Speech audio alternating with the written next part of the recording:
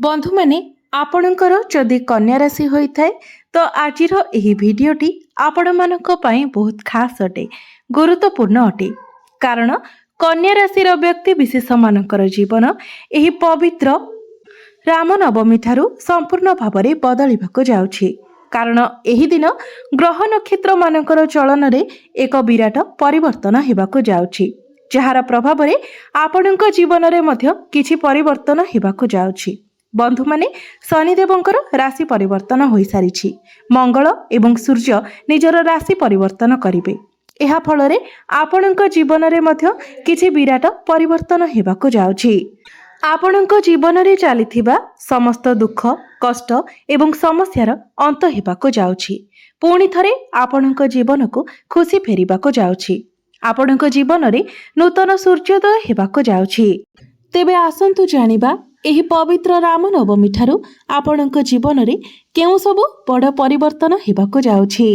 तेबे भिडियोटी रे आगको बढ़िबा पूर्वरु जदि आपणकर मध्य कन्या राशि होइथाय तो भिडियोटी को लाइक करी चैनल टी को सब्सक्राइब करि देबे एवं कमेंट बॉक्स रे भक्ति एवं श्रद्धार सहित जय श्रीराम निश्चय लिखिबे।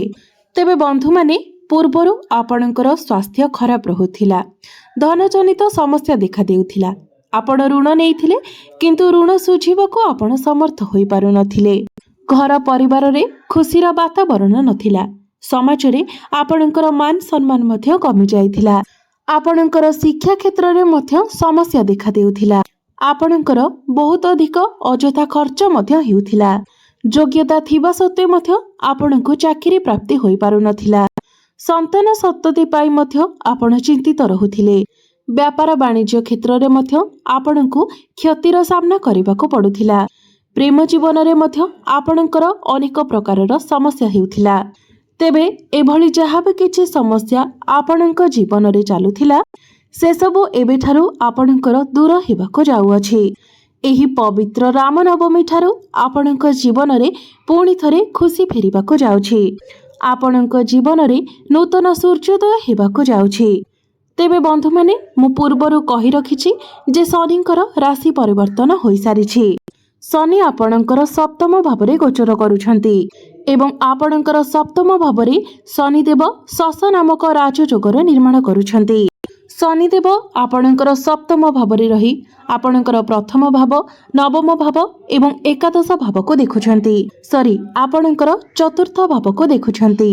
तो जो व्यक्ति विशेष माने बिजनेस करुछंती पार्टनरशिप बिजनेस करुछंती तो आपणको आपणकर व्यवसाय रे उन्नति देखिबाको मिलिबो। पार्टनरशिप बिजनेस रे आपण लाभान्वित होई पारंती आपणकर डेली इनकम बढ़िबो फाइनेंशियल ग्रोथ हेबो पूर्व अपेक्षा आपणकर आय रे वृद्धि आसीबो आपणकर वैवाहिक जीवन मध्य सुखमय हेबो। मात्र राहु जेहेतु आपणकर सप्तम भाव रे अछंती तो समय समय आपणक मध्य रे मिसअंडरस्टैंडिंग देखा देबो कारण राहु हेउछंती मुंड विहीन ग्रह छाया ग्रह तो से आपणक मध्य रे डिसैटिस्फैक्शन देबे जहा फल रे आपणक मध्य रे मझिरे मझिरे टिके भूल बुझामणा हेबो वैचारिक मतभेद देखा देबो तो एथि प्रति आपण टिके ध्यान देबे। तेबे 18 मई पर्यंत एभली किछि समस्या देखा देई पारे। 18 मई को राहु जेतेबेले आपणकर सप्तम भावरु बाहरी जिबे सेतेबेले आपणकर वैवाहिक जीवन रे सुधार आसीबो। शनि आपणकर सप्तम भाव रे रही आपणकर नवम भाव अर्थात भाग्य भाव को देखुछंती आपणकर भाग्य को मजबूत बनाउछंती। तो एही रामनवमी परठारु आपण प्रत्येक क्षेत्र रे उन्नति करिवे अल्प परिश्रम रे आपणको अधिक सफलता प्राप्ति हेबो। आपण कोनोसी धार्मिक स्थान को यात्रा करि पारंती कारण देवगुरु बृहस्पति मध्य आपणकर भाग्य भाव रे अछंती जे कि भाग्यर कारक ग्रह अटंती आपणकर भाग्य को आहुरी अधिक मजबूत बनाउछंती। एहा व्यतीत गुरुंकर नक्षत्र परिवर्तन मध्य हेउअछि। आपण कोनोसी बड़ इन्वेस्टमेंट किंबा कोनोसी बड़ कार्यर आरंभ करि पारंती आपणक गृह रे कोनोसी शुभ मांगलिक कार्यर आयोजन होई पारे। आपणकर मन धार्मिक कार्यकलाप आड़को अग्रसर हेबो आपण आध्यात्मिकता आड़को गति करिवे पितांकर स्वास्थ्य रे मध्य सुधार आसीबो। पूर्वरु जदि आपणकर पितांकर स्वास्थ्य रे किछि समस्या रहितिला तो से सब समस्या धीरे धीरे दूर होई जिवो। पितांकर साहाय्य सहयोग आपणको प्राप्ति हेबो। शेयर मार्केट, स्टॉक मार्केट एवं ट्रेडिंग रे कार्य करुथिबा व्यक्ति विशेष माननकु आकस्मिक भावरे धन प्राप्ति होई पारे। आपणको कोनोसी अजଣା स्रोतरु धन प्राप्ति होई पारे। अटकी रहितिबा काम आपणकर आगको बढ़िबो एवं सेथिरे आपण सफल मध्य हेबे। गुरु आपणकर भाग्य भावरे अर्थात नवम भावरे रही आपणकर लग्न को अर्थात प्रथम भाव को देखुछंती। पूर्वरु जदि आपणकर किछि स्वास्थ्य समस्या लागि रहुतिला ताहा मध्य आपणकर दूर होई जिवो। आपण निजको स्वास्थ्यवान अनुभव करिवे। आपण योग, व्यायाम, प्राणायाम इत्यादि करि पारंती। आपण आपणकर स्वास्थ्य को जगी रखी चलिबे। गुरु एठारे रही आपणकर तृतीय भाव को देखुछंती। तृतीय भावटी साहस एवं पराक्रमर भाव होइथाए। छोट मोट जगह को बुली जिबार भाव होइथाए। अधिक धाँ दौड़र भाव होइथाए। तो एही रामनवमी परठारु आपण कोनोसी छोट मोट जगह को यात्रा करि पारंती। आपणको टिके अधिक परिश्रम करिबाको पड़ि पारे, किंतु आपणको सफलता मध्य निश्चित भावरे प्राप्ति हेबो। ऑनलाइन, डिजिटल एवं मार्केटिंग क्षेत्र रे जो व्यक्ति विशेष माने कार्य करूछंती एसबु क्षेत्र रे सेमानंकु बहुत अधिक सफलता प्राप्ति हेबो। आपणकर साहस एवं पराक्रम बढ़िबो। विशेष करी व्यापार वाणिज्य क्षेत्र रे आपणको अधिक लाभ प्राप्ति हेबो। कारण आपणकर क्यारियर भाव अर्थात दशम भावर अधिपति बुध आपणकर सप्तम भावरे विराजमान अछंती, जहा फल रे क्यारियर रे आपणको सफलता प्राप्ति हेबो। आपण निजर क्यारियर रे उन्नति करिबा आरंभ करिवे। एही रामनवमी परठारु चाकरी क्षेत्र रे आपणको प्रमोशन मिलिबार जोग बनुछि। कोनोसी एमएमसी कंपनी रु आपणको जॉब ऑफर आसी पारे। आपणकर क्यारियर रे किछि ना किछि बड़ परिवर्तन होई पारे।